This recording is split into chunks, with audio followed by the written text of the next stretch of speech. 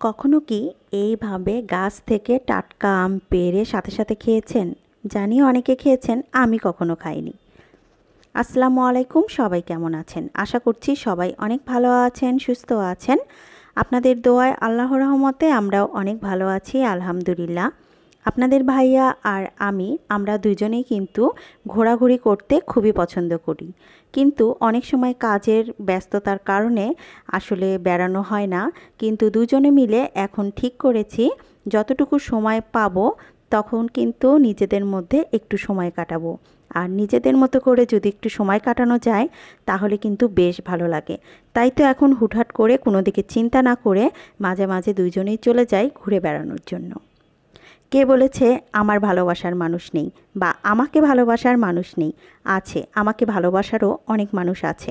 আসলে ব্যস্ততার কারণে অনেকের সাথে যোগাযোগ করতে পারি না, সেই জন্য তাদের ভালোবাসাগুলো হয়তো বা পাওয়া হয় না। এখন যার বাড়িতে গিয়েছি দেখেন, আমি আসার সাথেই আমাকে এত পরিমাণ ভালোবাসা দিচ্ছে কি আর বলবো। আর যার বাসায় এসেছি সেটা আমার শ্বশুরের এক পরিচিত, মানে কি বলবো, পরিচিত আত্মীয়র বাসায়। আমার শ্বশুর যেখানে চাকরি করত, রংপুর শ্যামপুর সুগার মিলে, ওখানেই গিয়েছি। ওখানকার একটা গ্রাম আছে, সেই গ্রামে আসলে গিয়েছি, পদগঞ্জে। তো অনেকেই হয়তো বা জানেন, অনেকে হয়তো বা চেনেন, আবার অনেকেই চিনবেন না, যার কারণে নামটা আমি বলে দিয়েছি। পদাগঞ্জ আয়েরমারি জায়গাটার নাম। সেখানে আমার শ্বশুরের পরিচিত এক আত্মীয়র বাসায় গিয়েছিলাম। যখন আমার শ্বশুর চাকরি করত তখন তাদের সাথে পরিচিত হয়, সেই থেকেই আসলে সবার সাথেই এইভাবে পরিচিত। আর আমি একবার গিয়েছিলাম, আর সেখানে গিয়ে আমি এত পরিমাণ ভালোবাসা পেয়েছি যেটা আমার ভোলার না। আর এই তো, এটা হচ্ছে আমার সেই চাচা শ্বশুরের আম বাগান। এত বিশাল আম বাগান, এক পাশে যদি দাঁড়া হওয়া যায় তো অপর পাশের কিছুই দেখা যায় না। প্রত্যেকবার যাওয়ার কথা বলে, কিন্তু আসলে ব্যস্ততার কারণে যাওয়া হয় না। এবার আমি ঠিক করেছিলাম যদি ঈদের পরে হয় তাহলে আমি অবশ্যই যাব। তো ঈদের ৩-৪ দিন পর থেকেই আমার সেই চাচা শ্বশুর ফোনের উপর ফোন দেওয়া শুরু করেছে যে কবে আমি যাব। তাদের এই এত ব্যস্ততার মধ্যেও তারা আমাকে একদমই ভোলেনি। তো সেই ভালোবাসা কি ছেড়ে দেওয়া যায় বলেন তো? সেই ভালোবাসা পাওয়ার জন্যই ছুটে চলে গিয়েছিলাম সেই চাচার বাড়িতে। আর এই তো সামনে আছে আপনাদের ভাইয়া আর আমার ছোট্ট একটি দেবর। সে তো সারাদিন ভাবির সাথে সাথেই ছিল। এত ভালো, কি বলবো, মাশাল্লাহ। আমাকে তো একদমই ছাড়েনি।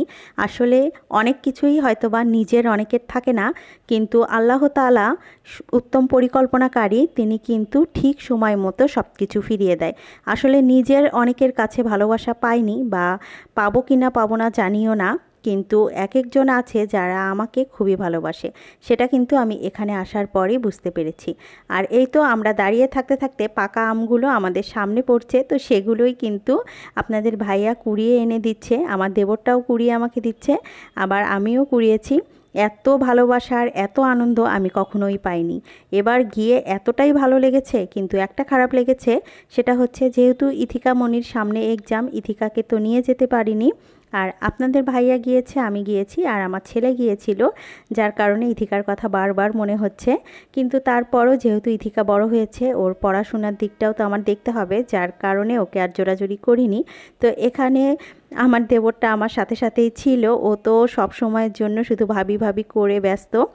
আর দেখতে কিন্তু অনেক বড় মনে হচ্ছে, কিন্তু আমার দেবর কিন্তু সেই ছোট্ট একটা, বেশি বড় না, মাত্র ১৩ বছর বয়সেই এত বড় হয়ে গিয়েছে।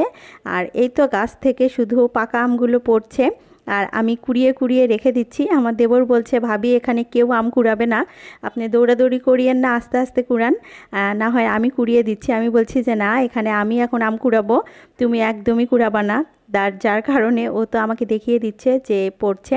এত ভালো লেগেছে আমার এই সময়টা, আসলে এই সময়টা যাতে আমি মনে রাখতে পারি, যার কারণে এই ভিডিওটা করা। যখনই হয়তো বা ওদের কথা মনে হবে তখনই এই ভিডিওটা দেখলেই আমার অনেকটাই ভালো লাগবে, যার কারণে এই ভিডিওটা স্মৃতি হিসাবে রেখে দেওয়ার জন্যই আজকে আপলোড করা হচ্ছে। আর এত পরিমাণ আম কুড়িয়েছি, দেখেন কতগুলো আম কুড়িয়েছি, তাই না? আর বারবার শুধু বলছিলাম এতদিন কেন আসেনি। আসলে চাচা অনেকবারই বলেছিল আমাদেরকে যাওয়ার কথা, আসলে সময়ের জন্য আমরা যেতে পারিনি। এখন মনে হচ্ছে অনেক কিছুই আসলে মিস করেছি। যত ব্যস্ততায় থাকেন না কেন মাঝে মাঝে কিন্তু নিজেদের মধ্যে ভালো লাগার জন্য হলো একটু সময় বের করা উচিত। আর হ্যাঁ, অবশ্যই যেখানে যাবেন সেখানে একটা কথা চিন্তা করে যাবেন, তারা আপনাকে ভালোবাসে কি না।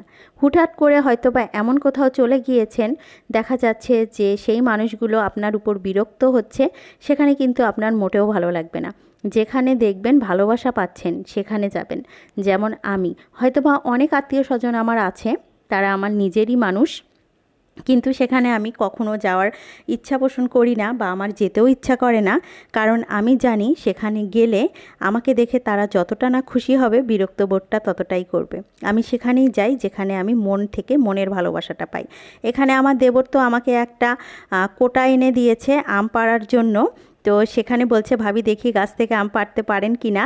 অবশ্যই পারছি। আর এত ভালো লেগেছে যখনই আমি কোটাটা লাগিয়েছি গাছে, আর আমটা অটোমেটিক পাকা আম তো একটুতেই পড়ে গিয়েছে। তো সেখানে দাঁড়িয়ে দাঁড়িয়ে বেশ কিছু আমও আমি পেড়ে নিয়েছি। আর চাচা তো পিছন থেকে বারবার বলছে, বৌমা আম যত পারো আম নিয়ে নাও, এখানে দাঁড়িয়ে দাঁড়িয়ে পাকা আম খাও। তো এখানে একটা পাকা আম নিজেই টেস্ট করে দেখেছি, গাছ পাকা আম, অনেক ভালো লেগেছে। আর আমার ভিডিওটা কেমন লাগলো কমেন্ট করে জানাবেন। শেষ করছি, আল্লাহ হাফেজ।